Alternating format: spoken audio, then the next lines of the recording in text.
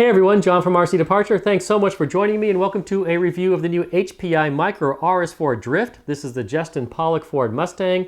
I am really excited about this car. I've been wanting to get a drift car for quite some time now. Every time I go into my local hobby town, there's a guy there named Chino who can just drift like crazy. In fact, last time I was in the store, I was just standing there and he starts drifting a car around my feet, just drifting around and around and around. And you know, it's always looked like so much fun, looks so cool that I've really wanted to get into it. Now, I missed the first Micro RS4 craze back in 2002 when they first came out. So when they re-released it, I was really excited. And then when they came out with the drift version, definitely had to pick it up. 150 bucks ready to run. This is a belt-driven four-wheel drive car. You get the car, transmitter, battery, and charger, and some extras. So let's go ahead, take a look at those things, look at the car and the transmitter, and everything else. In the box, you have your wall charger for the nickel metal hydride battery. You also get 3 adapters that can be used in different parts of the world. In fact, you could take this car with you to all the following places and drive it. The transmitter provided is the TF11 2.4 gigahertz. This has handle-mounted batteries. You can see the base is very thin, so the AA's actually go right in here. And this has all the basic features. It has reversing for throttle and steering.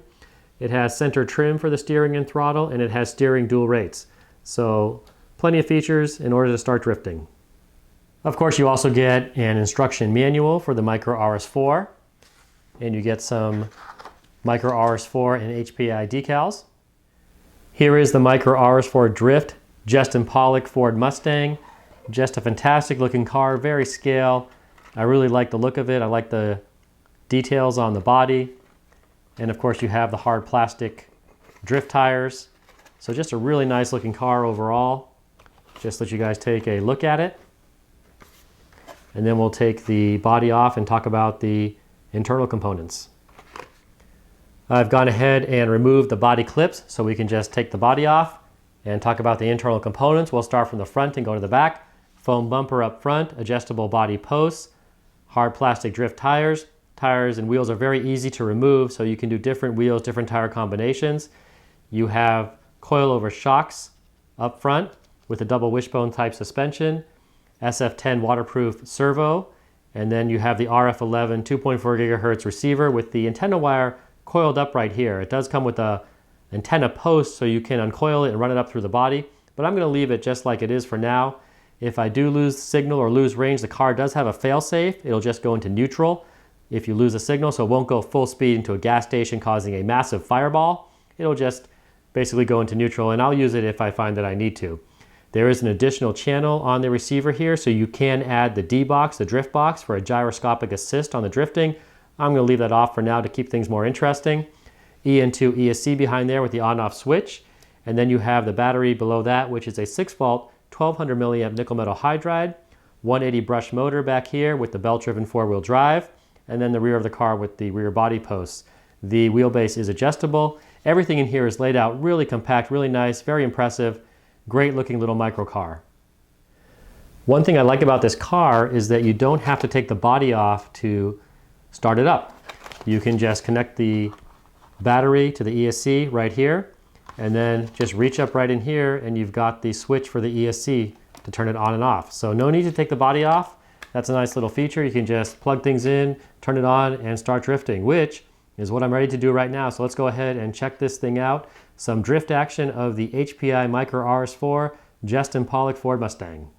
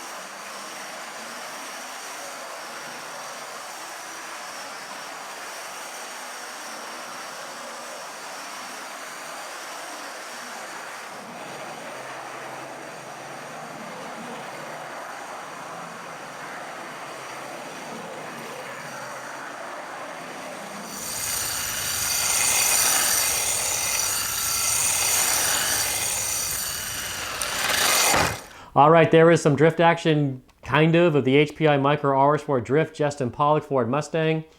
I told you guys I'm an amateur at this. I'm very new, and you can see I wasn't kidding. Tough to learn this. It takes a lot of skill, a lot of practice.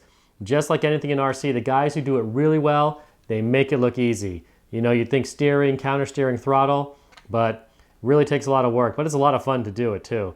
So Chino over in Hobbytown, USA, you have nothing to worry about. You will be the drift king for quite some time, but you know, I'm watching you. I'm watching when you're counter steering, and I'm gonna come after you and drift around you in like 2 years if I keep practicing this a lot, because that's probably what it will take. But for now, you know, I'm really happy with this car. It's a lot of fun, very tough. I banged it into the walls, into furniture, stuff like that. Holding up great, no brakes. Looks like it just came out of the box. Plenty of power. Charging the battery took about 3 to 4 hours, give or take. I kind of just charge it and then come back to it later. Longest I drove it was 20 to 25 minutes, give or take. Frankly, guys, I'm over 40 years old. After 20 plus minutes of spinning this thing on the kitchen floor, I'm getting dizzy. I kind of need a break. So suffice to say, it has plenty of runtime. Plenty for me anyway. So overall, just a great car. Really recommend it. 150 bucks, ready to run. Take it out of the box, charge it up, and you're ready to go drifting. HPI Micro RS4 Drift. As always, guys, if you enjoyed the video, please give a thumbs up, subscribe, give some comments below, unless it's to say my drifting is horrible, because yeah, I know that. And I'll see you drifting next time. Bye-bye.